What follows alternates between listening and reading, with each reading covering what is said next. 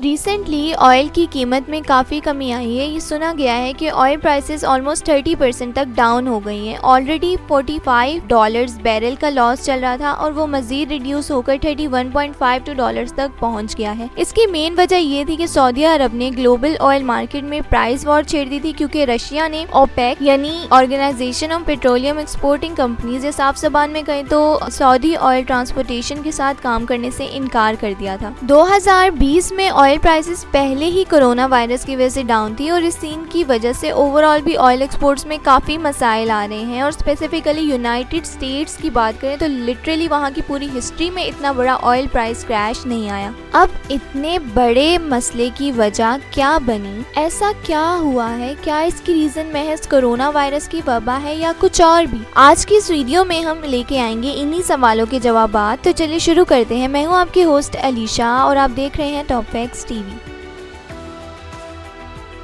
सबसे पहले तो हम देखेंगे कि ऐसा क्या हुआ था। ऑलमोस्ट 2016 से ओपेक रशिया के साथ काम कर रहा है और बाकी कंट्रीज भी चाह रही थी कि ग्लोबल ऑयल मार्केट की प्राइसेस हाई कर दी जाए, लेकिन ओपेक यानी organisation of petroleum exporting company की मेन दो कंट्रीज जो कि स्टार्ट से ही स्ट्रॉन्ग रही हैं वो थी सऊदी अरब और रशिया, जिन्होंने प्राइस बढ़ाने के उस पे अमल किया और प्राइस बढ़ा के 2.1 मिलियन बैरल पर डे तक कर दी। रशिया को इस चीज पर भी सुकून नहीं आया और उसने कहा कि अभी भी हम इस प्राइस को ऑफिशियली अनाउंस नहीं करेंगे। तो इसके रिस्पांस में डायरेक्टली सऊदी अरब ने oil price range 10 million per day तक पहुंचा दिया और साथ साथ मार्केट शेयर भी बढ़ा दिए। तो बेसिकली ये सीन इस तरह से स्टार्ट हुआ।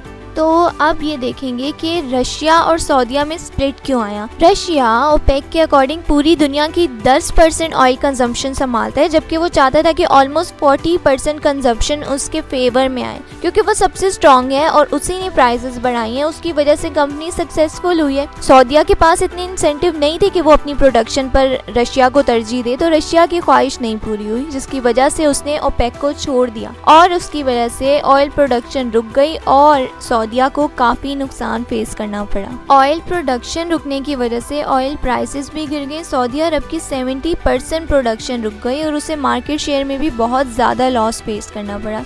अब इसके आगे चलते हैं यूएस इकोनॉमी की तरफ। अब देखेंगे कि यूएस इकोनॉमी पर प्राइस गिरने का क्या फर्क आया। वैसे लोअर ऑयल प्राइसेस का कंज्यूमर को तो बहुत फायदा हुआ कि अब ये ज्यादा से ज्यादा लोगों की रेंज में आ गई है, लेकिन यूएस ऑयल प्रोड्यूसर्स को बहुत लॉस फेस करना पड़ा, क्योंकि जो बिजनेस संभाल रहे हैं उनका ऑयल प्रोडक्शन पर काफी पैसा लगता है और चीप प्राइसेस की वजह से उनके बिजनेस पर लॉस हो रहा है। अगर हम स्पेसिफिकली टेक्सास और नॉर्थ डकोटा जैसे स्टेट्स की बात करें तो वहाँ पर फॉसिल फ्यूल की एक्सट्रैक्शन होती है और उनकी इकोनॉमी को बहुत लॉस फेस करना पड़ रहा है। वहाँ के लोगों का ये कहना है कि अगर कुछ और महीने ये प्राइसेस ऐसे ही रही तो ये लॉस ऑलमोस्ट पूरे यूएस इकोनॉमी में फैल जाएगा। ऊपर से जो बाकी कसर रह गई थी वो कोविड-19 की वबा ने उतार दी है कि इसके लॉकडाउन की वजह से जो थोड़ा बहुत पैसा मिल रहा था वो भी बंद हो गया और सारा कारोबार ठप हो गया है। अब इसका एक हल सजेस्ट किया था कि सऊदीया के साथ अगर यूएस अपना रिलेशन ठीक कर ले तो थोड़ी हेल्प हो सकती है, क्योंकि ओपेक कंपनी का मेन हेड तो सऊदीया है। बेशक उससे लॉस हो बट उसके पास अब भी प्रोडक्शन है, लेकिन सऊदीया का यूएस के साथ शुरू से ही बैड रिलेशन रहा है और वो लोग रशिया के थ्रू ये कंट्रीज कनेक्टेड थी ऑयल ट्रांसपोर्टेशन के सिलसिले में। तो यूएस के प्रेसिडेंट ने हेल्प लेने से इनकार कर दिया, लेकिन फिर भी काफी लोगों की सजेशन यही है कि डोनाल्ड ट्रंप को इस डिसीजन पर एक बार फिर गौर कर लेना चाहिए और ये एक्सपेक्टेड है कि यूएस सऊदीया की तरफ रुख कर लेगा।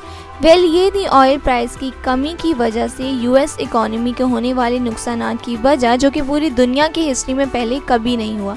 उम्मीद है आपको ये वीडियो पसंद आई होगी। अगर आप ऐसे इन्फॉर्मेटिव वीडियोस देखना चाहते हैं हमारे चैनल को सब्सक्राइब करें और कमेंट सेक्शन में अपना फीडबैक ज़रूर दें। खुदा हाफिज़।